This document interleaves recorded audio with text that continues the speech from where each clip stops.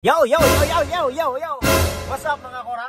Ngayong araw na to mga korap ay ang pag-uusapan natin ay tungkol na naman to sa mga lumaganap na epidemya sa ating barangay sa Hong Kong ngayon dahil maraming nag-a-apply ng driving at maraming ding nag-e-exam ng driving test na hindi pumasa.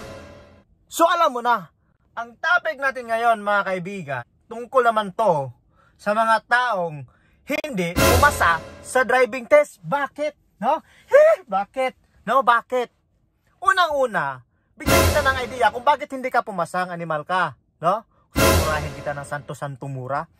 Bakit hindi ka pumasa ng driving test? Dahil nagtatanong ka kahit kanino ka nagtanong, no? At yung mga tinanungan mo ay kahit ano naman yan ang sasabihin nila dahil pumasa na nga sila, no?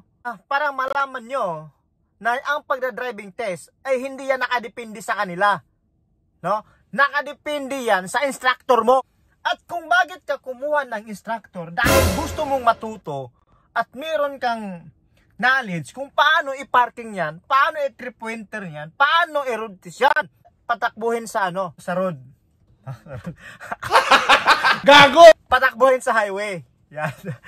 So ngayon, dahil sa sobra mong makulit, no? At dami-dami mong tinanungan na tao at gusto mong makilala yung buong mga driver dahil yung natanong mo, alam mo, bakit hindi ka pumasa? Dahil kaming mga driver, no? Iba-iba yung idea namin, no? Iba-iba yung instructor namin. Kung ano nang tinuro ng instructor, yun ang sundin mo. Dahil hindi ka pumasa, dahil nakinig ka sa kanila at sinabi mo, ayun ang sabi dahil nila. Puro ka, ito ang sinabi. Sinabi sa kanya, ito yung sinabi ni ganito eh. Hindi po ganon, no? Kung gusto mong matuto mag-driving test para pumasa ka na literal ng exam, no?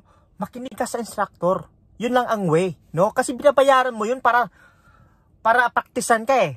Para turuan ka eh, no? Ba't ka may kinig sa iba nga hindi naman nagbabayad sa'yo yun? No, hindi ko kayo minamalit yung iba na marunong mag-drive kasi yung iba puro yabang na lang yun. Hindi ba yun? No? Hindi ko sinasabi din yung iba, hindi totoo. Ang sinasabi ko na bakit ka makinig sa akin, makinig sa kanila na meron ka namang instructor. May magtuturo sa'yo. Kaya kung maaari, huwag kang magtanong. No? Gets mo ba yun? Huwag kang magtanong dahil yung pinagtanungan mo, iba-iba nga yung way mag-drive. Yung idea iba-iba. Nag-gets mo ba yun? Dapat doon ka makinig sa instructor mo. Dahil sila yung nakakaalam. Paano? Paano? Ha? Paano? Kasi, kung kami ang lagi mong pakinggan, no? Hindi kami nagbabayad yan, no? Ikaw ang nagbabayad. Alam mo kung magkano? Mahal yan, no? Alam kong mahal yan. Kasi dumaan ako niyan. Ikaw yung nagbabayad yan. Kaya, doon ka sa instructor makinig kasi sila yung binabayaran mo. Tama? Intindes? No? Tama ba? Tama? At ito pa ang malupit. Dahil hindi ka pumasa, nadismayado ka na, no? Nadismaya ka na. Sa piling mo, talo ka na. Sa piling mo, ayaw mo na.